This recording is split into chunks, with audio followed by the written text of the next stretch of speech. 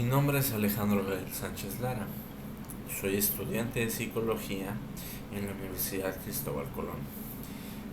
De parte de la materia trastornos psicológicos de la infancia y adolescencia, voy a hacer un breve análisis de dos casos prácticos, particularmente uno de trastorno depresivo mayor y otro de trastorno de ansiedad social. La dinámica va a ser sencilla, voy a ir narrando los casos y voy a hacer pausas breves para contrastarlo con el DSM-5 para validar el cuadro clínico.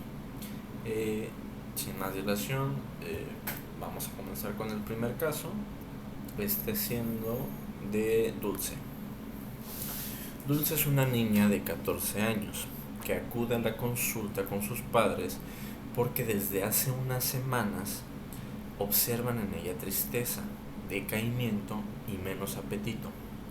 Los padres atribuyen estos cambios en su estado de ánimo porque se encuentra en periodo de exámenes, pues Dulce es una niña perfeccionista, exigente consigo misma, que tolera malas frustraciones, incluso las pequeñas, y que quiere hacerlo todo bien. Cuando no lo consigue se desanima y sufre. Los padres la describen como extremada en todo, muy intensa, emotiva, pasa del amor al odio, sensible y muy buena. Pues en este caso se cumple el criterio de duración por lo que se refiere a las semanas, ¿no? En cuanto al criterio A del trastorno de depresión mayor, se cumple. Ahora, la madre la nota irritable. Se quejaba de los profesores y de las amigas. Decía que le costaba hacer los deberes. Aquí particularmente se cumple uno de los criterios. Que en el criterio A menciona la duración y que tiene que haber 5 síntomas presentes o más durante este tiempo. Aquí podemos inferir el primero. Si le cuesta hacer los deberes, lo que probablemente implique es que está teniendo dificultades cognitivas, ¿no? Así que ese es el primero, ¿no? Aparte del estado de ánimo, ahí llevamos dos, porque aparte en el criterio A, sí o sí, uno de los síntomas que tiene que estar presente o es el de la tristeza profunda o, si no mal recuerdo, es el de la pérdida del interés o del placer en actividades que antes lo generaban. Ahora, algún día se negaba a salir y se iba más tarde a la cama. En una ocasión, la madre la encontró llorando en su habitación y al preguntarle qué le pasaba, Dulce le contestó: lo hago todo mal y les doy muchos problemas. A pesar de que la madre le insistió en que no era verdad, no logró convencerla y la niña continuó llorando. Esto en particular, aquí aparte desde el principio de la narración por el perfeccionismo, podemos inferir culpa, ¿no? Por no ser suficiente, por lo mismo que describe si tiene tanta autoexigencia en el momento en el que no cumple con esas expectativas, pues evidentemente lo más probable es que exista culpa considerable. Ahora, Dulce es la menor de 3 hermanos. Los padres son personas educadas, no hay problemas serios en la familia, aunque el padre está pasando por una situación difícil económicamente y a veces los padres discuten por este motivo. Esto en particular hay que resaltarlo. ¿Por qué? Porque en el DSM-5 hay un apartado en el que considera que puede haber puede presentarse todo este conjunto de síntomas detonados por una situación adversa en particular, por lo que el criterio aquí del que evalúa, ya sea el psicólogo o psiquiatra, pues está ahora sí que tiene que ponderarse, ¿no? Ya sea por la experiencia del propio evaluador, si a pesar de que existen estos detonantes, por así decirlo, de todos modos se considera el diagnóstico del trastorno, que en este caso en particular me parece que hay factores que apuntan a que sí es posible, independientemente de que haya un factor desencadenante, por así decirlo, los cuales veremos adelante. Son los antecedentes familiares. Hay antecedentes de ansiedad en la familia materna y en la paterna bipolaridad y depresión. Los abuelos maternos se separaron y ambos eran ansiosos. La abuela paterna es una persona inestable, diagnosticada con trastorno bipolar.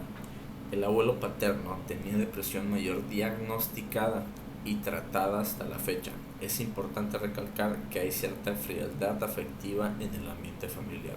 Entonces aquí ya estamos hablando de una posible causa, ya sea hereditaria, tanto por el claro trastorno de depresión mayor de parte del abuelo, como los que implican la bipolaridad. ¿Por qué? Porque en la bipolaridad pues están los episodios depresivos con los hipomaníacos o maníacos, ¿no? Entonces se puede de ahí inferir que es una posible causa, o sea, bastante significativa de diagnóstico, inclusive no solamente de la carga genética, sino del propio ambiente, por cómo lo describen afectivamente distantes, en el que no se sienta apoyada a lo mejor, o inclusive que no tenga las herramientas para lidiar pues con todas estas partes de la ansiedad que genera pues los acontecimientos esperados, cotidianos de la vida, ¿no? Por lo que pues lo más probable es que sea por ahí la causa del diagnóstico, ¿no? Aparte, bueno, no la causa del diagnóstico, la causa del trastorno. Aparte, hace un test, una evaluación en donde aplica el PHQ-9, donde el resultado da como, en cuanto a nivel de intensidad, la depresión se considera moderada, ¿no? Por la puntuación que obtuvo. Ahora vamos a pasar al siguiente caso. Bueno, ya como pequeño resumen, pues vimos que pues se cumple, ¿no?, con la mayoría de criterios que hay. Así que vamos a revisarlos brevemente. El estado de ánimo deprimido se cumple. La disminución importante de intereses, ese aparentemente no. Pérdida importante de peso, tampoco. Insomnio y hipersomnia, creo que sí se menciona. Ahí van dos. Culpabilidad, ahí van tres. Capacidad cognitiva disminuida, ahí van 4. Pensamientos de muerte recurrentes, ahí van 5. Sí, porque en el desglose también lo menciona. A ver, orientación. Ajá. No ha hablado con nadie de lo que le pasa, le da vergüenza y siente miedo a estar volviéndose loca. Ha tenido alguna idea de suicidio, pero no ha pensado en llevarlo a cabo. Entonces, ahí también entramos con la ideación suicida, ¿no? Y si no estoy mal, también habla de dificultades para dormir. Ajá, tiene insomnio y pérdida del apetito. Está. También se cumple el otro criterio, el del apetito, sí, que es el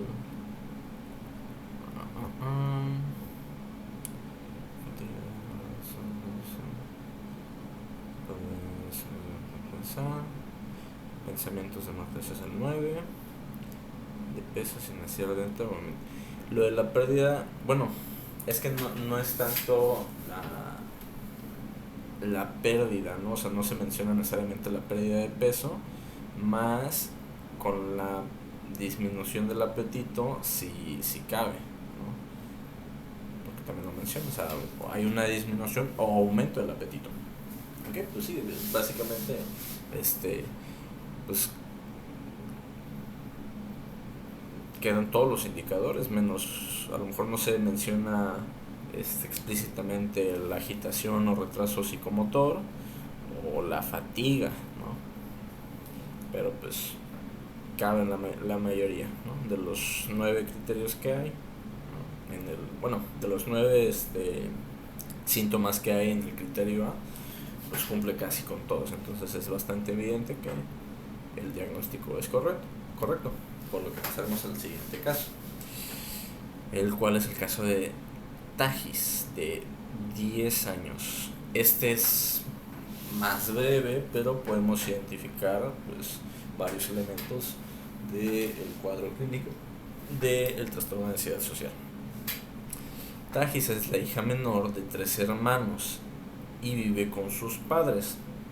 Desde temprana edad ha mostrado dificultades en las relaciones sociales, siendo descrita como una niña tímida y reservada.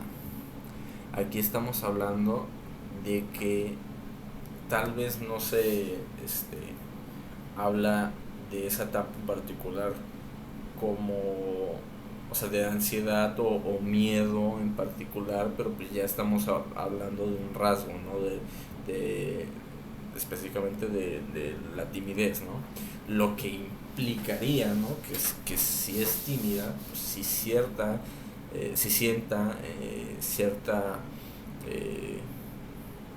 cierto miedo, cierta ansiedad, aunque no se dice explícitamente, desde esta temprana edad, ¿no? Eso es lo que implicaría. Entonces podemos hablar que el diagnóstico es a los 10 años, pero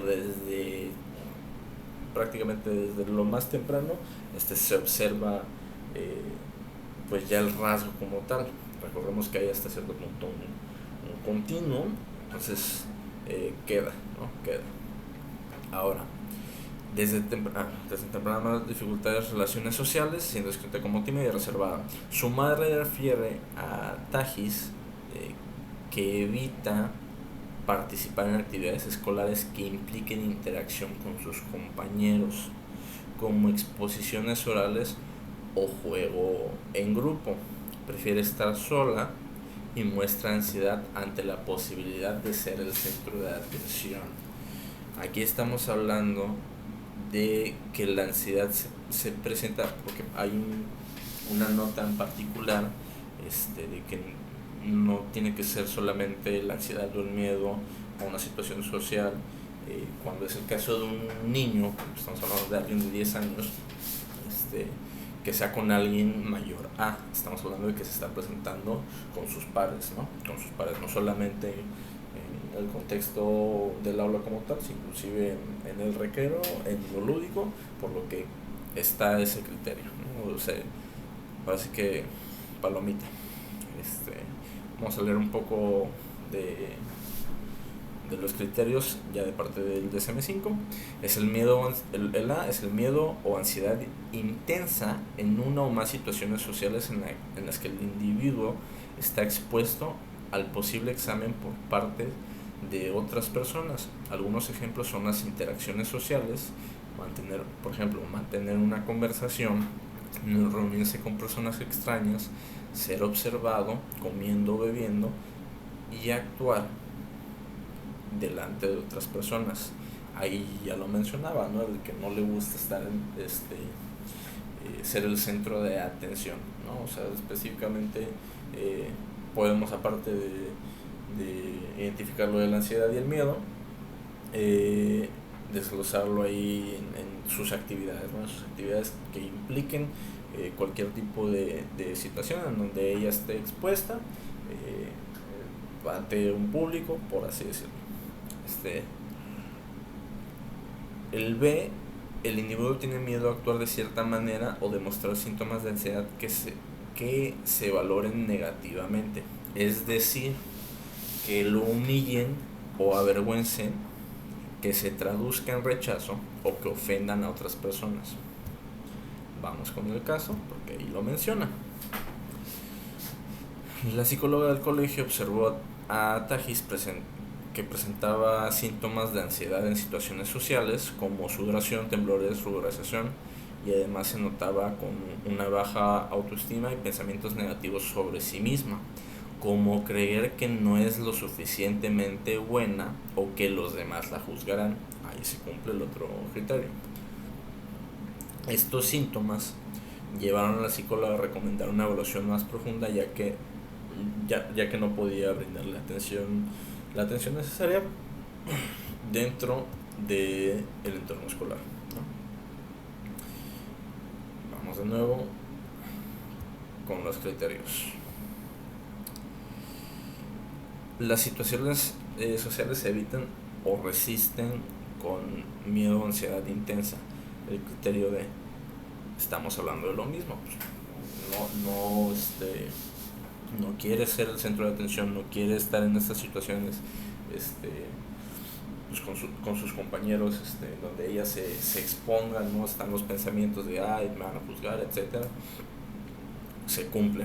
El miedo o la ansiedad son desproporcionadas a la amenaza real planteada por la situación social y el contexto sociocultural. Esto es importante porque pues sí se puede entender que hasta cierto punto haya cierto nerviosismo, cierta ansiedad, pues dentro del entorno escolar a la hora de exponer, etcétera. Sin embargo, pues sí estamos hablando de que se está saliendo se está haciendo desproporcional, perdón, ya que pues ya está llegando al punto en donde está evitando, ¿no? Eso es de lo más importante, está evitando llegar a esas situaciones, ¿no? Lo cual pues se está volviendo desadaptativo, ¿no? Porque es algo que se requiere del contexto escolar. Aquí está, el miedo, ansiedad o la evitación es persistente, dura típicamente 6 o más veces. Ya hablamos que a pesar de que el diagnóstico es a los 10 años, estos rasgos, ¿no? Los tiene desde temprana edad. El miedo, la ansiedad de la habitación causa malestar clínicamente significativo o deterioro en lo social, laboral u otras áreas importantes del funcionamiento.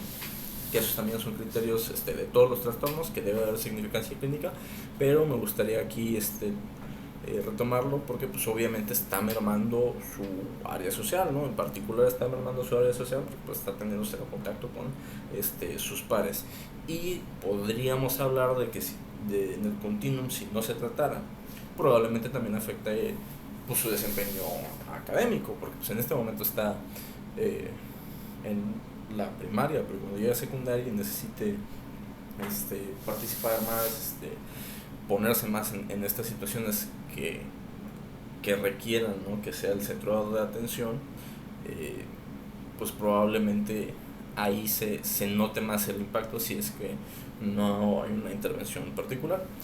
Y yo creo que con esto sería pues todo acerca de estos dos casos.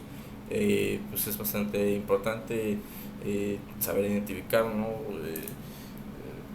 Particularmente porque pues niños y adolescentes puede haber varianzas en cuanto a cómo se presentan los síntomas, ¿no? Lo vemos específicamente en el caso de la depresión, por ejemplo, lo de la irritabilidad, que me faltó mencionarlo. En el primer caso había mucho énfasis en que estaba irritable, ¿no? Y eso, como lo hemos visto en clase, es bastante significativo en cuanto a los niños que manifiestan, por ejemplo, la tristeza al estar irritados. Es más común que lo manifiesten de esa manera, y ya conforme pasan los años ya se volcan más al estado desanimado, etcétera, pero que sí lo manifiesta el caso práctico que se mencionó, pero también la irritabilidad, perdón. Entonces aplica a las dos. Por mi parte sería todo. Muchas gracias.